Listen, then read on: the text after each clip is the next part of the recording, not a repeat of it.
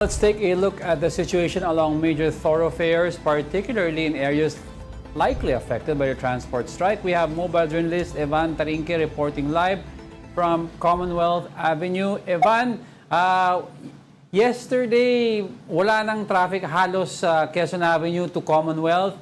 Ngayon, kamusta ang situation comparatively to other days?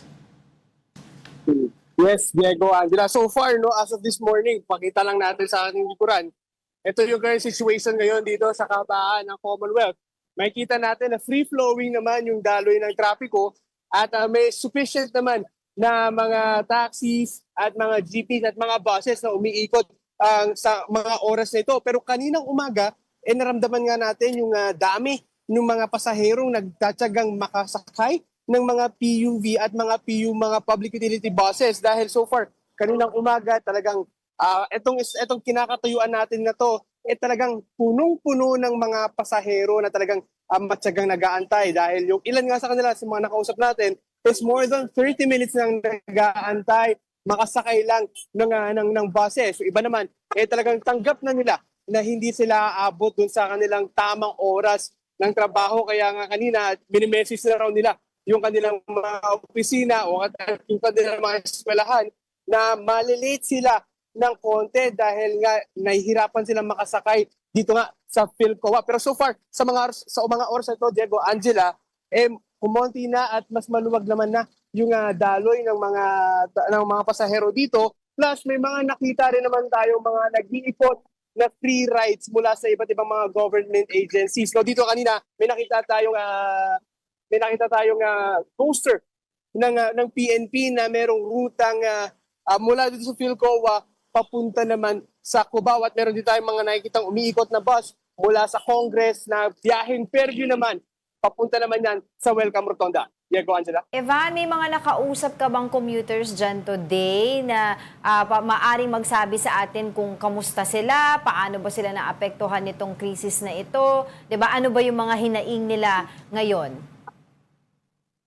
Sa ngayon kasi, Angela, ito kakarating lang kasi ng ilang mga pasahero dito. Pero doon sa mga nakausap natin kaninang umaga, talagang simula daw talaga nung Monday, medyo naramdaman na raw daw talaga nila yung bigat o yung hirap nung pagko-commute. Kaya naman daw yung iba, inagahan na raw nila yung pag-alis sa kanilang mga bahay para kahit paano umarive sila sa kanilang destination at sa kanilang mga kanilang mga eskwelahan at mga kanilang kinakatrabahuan na mas maaga. So far, ito, try natin interviewin si Sir. Okay. Sir, good morning, sir. Sir, excuse me. Sir, good morning, sir. Ivan Tarinque, reporter ako sa 1PH. Sir, baka pwede ka ma-interview, mabilis lang? Sir, bakit bumabiyahe kayo ngayon pa rin kahit medyo mahal na yung presyo ng produktong petrolyo natin? Kaya lang natin. Pangkain lang, sir. Pero sir, hindi kayo sasama doon sa Tigil Pasada ngayong araw? Titigil lang. Titigil din. Paano diskarte, sir? Ngayong umaga, babiyahe kayo, tapos mamayang hapon, hindi na. Nakailang ikot ka na, sir, ngayon? Isa pa lang. Tapos mamaya, mga ilang target nyo, sir, makaikot kayo? Hindi na. Pagkatapos lang. Alright, sige, sir. Maraming salamat, sir. Thank you po.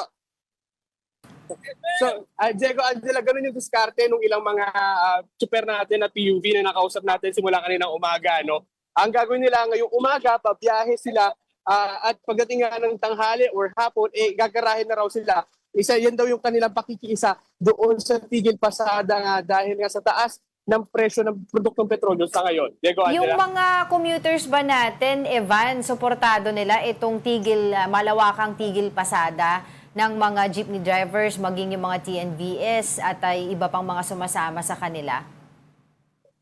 Alam mo, Angela, iba halo-halo yung kanilang sagot dito. Yung iba, naiintindihan daw talaga nila dahil yun nga, tumaas na nga daw yung presyo ng produktong petrolyo kahit nga daw yung pagtaas, kung sakali man itaas yung presyo ng pamasahe, naiintindihan ng ilang mga pasahero. Pero at the same time, may ilan naman na nagsasabi na nahihirapan sila dahil nga umagang-umaga pa lang, papasok pa lang sa kanilang mga eskwelahan at mga trabaho, pakiramdam nila, pauwi na sila. Ganun daw ka-intense or ganun daw kalaki yung nangyaring epekto sa kanila nitong Tigil Pasada ngayon dahil simula Lunes pa nga lang daw, talagang naramdaman na raw talaga nila yung hirap sa pagsakay, lalo na kahapon, kung saan talagang mas lumala at mas naramdaman nga yung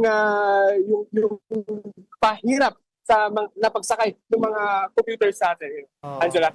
Well, today kasi may marami dun sa mga paaralan ay nagdeklara ng online school, no? Online classes, kaya siguro yung ibang mga estudyante wala ngayon dyan. But mamaya, antabayanan natin yung rush hour, kumbaga labasan na rin, no? Sa mga opisina, sa mga trabaho ng ating mga kapatid. Tingnan natin kung talagang, kumbaga, mahihirapan sila dito sa mga pagsakay maya-maya. Antabayanan natin yan. Maraming salamat.